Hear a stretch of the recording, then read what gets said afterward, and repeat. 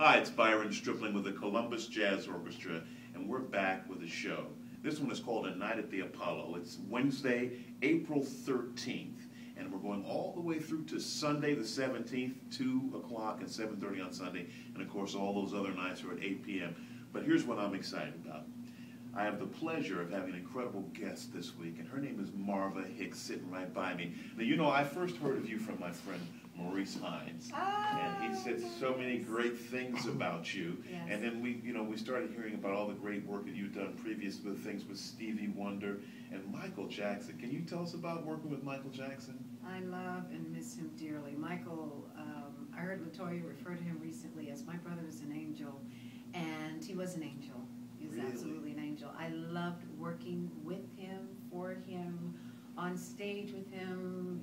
It was magic. Everything that you see in This Is It was how he worked when we were mounting the history tour. You know, his work ethic was just superior, and he was there. He was present and very much engaged, and a family person. I mean, on a personal note, my mother got sick while we were performing in Sydney, and Michael came to me personally and said, "Thank you so much for doing the show tonight. We're going to get you home as quickly as we can." And then his management called and checked. I mean, my mother was very ill, and they called and checked, said, "Stay as long as you need." And so for me, that endeared him to me. Sure, of course. Not just the music and the creativity and the genius and the energy that was Michael, but... Because we always hear about those performers who stage is one thing, and then off stage they don't can be even a drag. relate to their, right, they don't Right. even relate to their, we stayed at the same hotels. No way. Yeah. Oh my God, he took good care Well, of that's us. really rare. I'm sorry. Michael was the real deal. That's all I have to say. Oh, the real deal.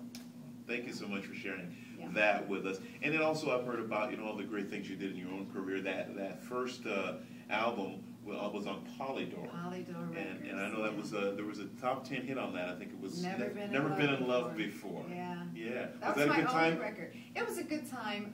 I was born out of the theater. I went to Howard University. So I set out to be an actor, to perform in musical theater. So I came into the record industry and that whole thing by way of the theater. I was working with Lena Horne, 2.5 years, 6 months on Broadway, and then I toured with her for 2 years. Fabulous experience. And Stevie came to see us while we were performing in London, and he says, "You ever done any concert work?" And I was like, "No, And so one thing sort of led out into the other, and the next thing you know, I had this record deal. And the record of my friend Sherry Steen was responsible for that. Her father was Lena Horne's manager at the time. Cool. And the record industry was just so different for me. Yeah.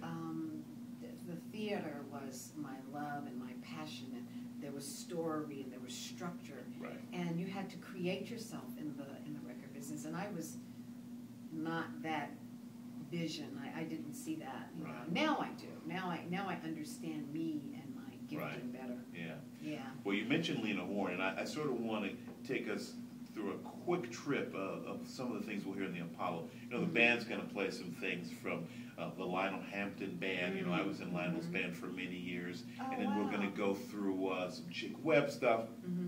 But then on that first half, you're going to walk out, you do a little bit of Ella Fitzgerald. Of course, we know she became very famous from the amateur night there. But then we'll go into some Lena Horne, and you're going to sing one of her hits. Tell us a little bit about Lena and maybe what that song means to you. Oh my God. Working with Lena for 2.5 years was just, I would stand in the wings almost every performance because you always got something from her. There was the wealth of her experience, how her show business career started. She was sort of pushed into it by her mother, and she never considered herself to be a great singer. But by the time she got to Lena Horne, the lady, and her music, her life was so rich with story and living and civil rights. And I remember walking into a hotel down south, and she stopped in the lobby, and Ms. Horne said, "I remember when I couldn't walk in the front door of this hotel." And so there was that, but then there was the power and the passion that came out when she sang Stormy Weather. She started with that little bridge section, I walk around heavy-hearted and sad, because she had lived something so different from when she sang it in the movie. Yes. And so she just had come full circle. And when she sang, I can't wait till I'm old enough to sing.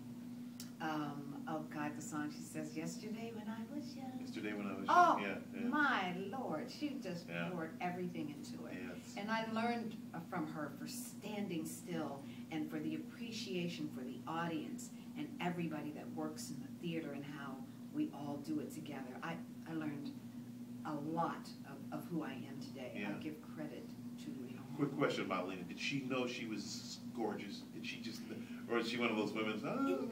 No, I never felt that. She was funny. She was funny. She would make us laugh all the time. I never felt like she. Because I'm gonna let you know, if I was that pretty, I'd be arrogant. No, because you know what she would do? I think after every performance, and this is something that I took pride in telling people, she would greet everyone that stayed to see her. You bought a ticket to see her, and as soon as they would say, oh, you're so beautiful, and she would throw it right back on them. Oh, look how beautiful you are. She would talk to the children. Mm-hmm. She always wanted to take it off of herself and put it on to whoever she was talking to. Yeah. So no, I never got that arrogance from her, but she was just funny. I think she probably wanted to play it down for the most part. Right. But she had to know she was stunning. She absolutely gorgeous. She had to know it. How could you not? Okay, let's move quickly through the show. I know then we'll move quickly to a little bit of gospel. We'll just play a couple tunes. Gospel. And I know Very that you're important to the Apollo. Yeah. You're a big fan of people like Mahalia Jackson and Clara Ward. Yes. Tell us about the effect of those guys on your music. Well, I'm from a small town in Virginia. My granddaddy baptized me. I'm a real Baptist church girl, right? And I can remember people singing Mahalia Jackson in my church as a child, singing Clara Ward, or Clara Ward, those that saw her, Clara Ward's coming to town. It was big news. Mm-hmm.